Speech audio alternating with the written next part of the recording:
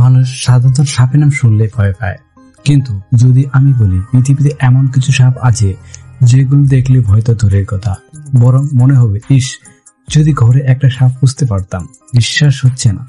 তাহলে ভিডিওটা একটু স্ক্রিপ্ট না করে সম্পূর্ণ ভিডিওটা দেখো, কারণ আজকে আমরা দেখাবো পৃথিবীর 10টি সবচেয়ে সুন্দর ও কিউট সাপ। আর নম্বর 8-এ এমন এক ধরনের সাপ আছে যেটা দেখলে আপনি চোখ ফেরাতে পারবেন না। তো চলুন শুরু করি আজকের এই ভিডিও। তালিকার শুরুতে আছে ভয় আর সৌন্দর্যের এক মিশনে কিং কোবরা। পৃথিবীর সবচেয়ে ভয়ঙ্কর বিষধর সাপের একটি হলো এর 4 রঙের মিশ্রণ রয়েছে, হলুদ, সবুজ, বাদামি আর কালো। দেখলে যে কারো চোখ আটকে যায়। সবচেয়ে অবাক করা ব্যাপার হলো এরা ইঁদুর না, অন্য সাপকেও খেয়ে ফেলে, এমনকি নিজের প্রজাতিকেও। কিন্তু আসল সৌন্দর্য তো সামনে আসছে। তো চলুন পরবর্তী যে সাপটি সম্পর্কে আপনাদের আলোচনা করব তা শুরু করি। আমাদের পরবর্তী যে 9 নম্বরে রয়েছে সেটা হচ্ছে রেড হেড গ্রেট স্নেক।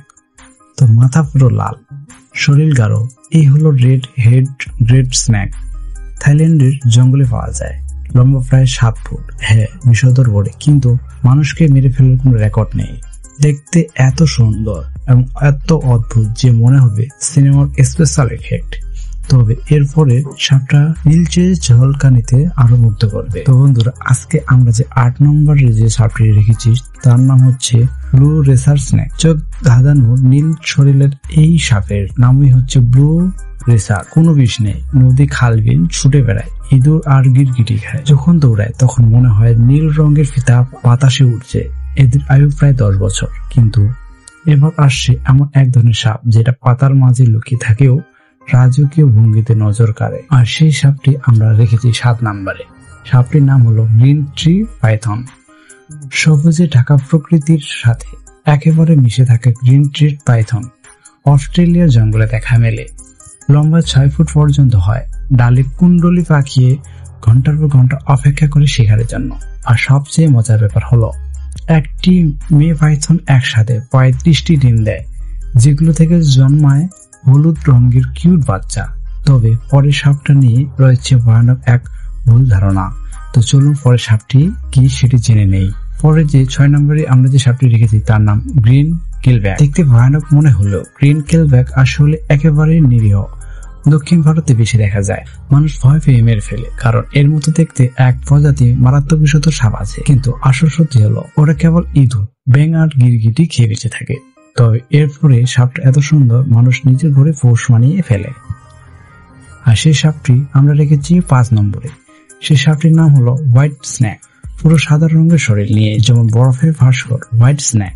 ছোট থাকতে নানা রং থাকলেও বয়স বাড়ে হয়ে যায় একেবারে দুধের মতো সাদা।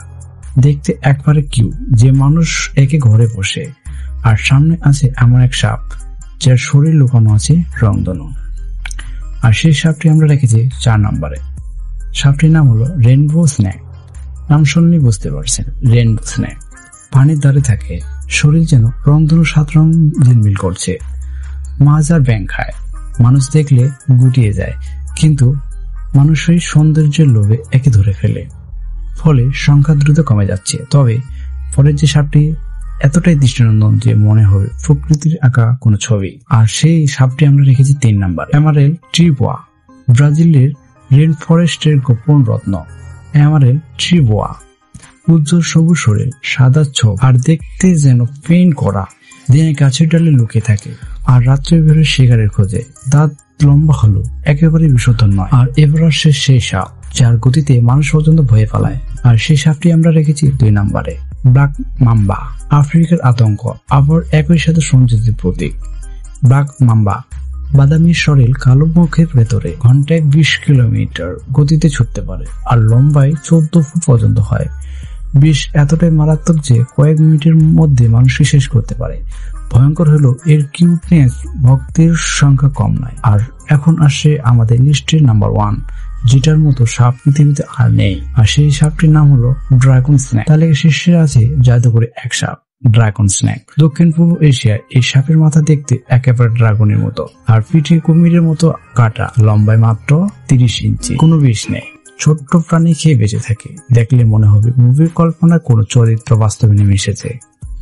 তো বন্ধুরা, কোন সাপটা আপনার সবচেয়ে কিউট আর সুন্দর লেগেছে নিচে কমেন্টে লিখে জানান। ভিডিও ভালো লাগলে পাশে থাকবেন এবং লাইক এবং শেয়ার করে থাকবেন। নতুন ভিডিওতে আবার দেখা হচ্ছে। ধন্যবাদ।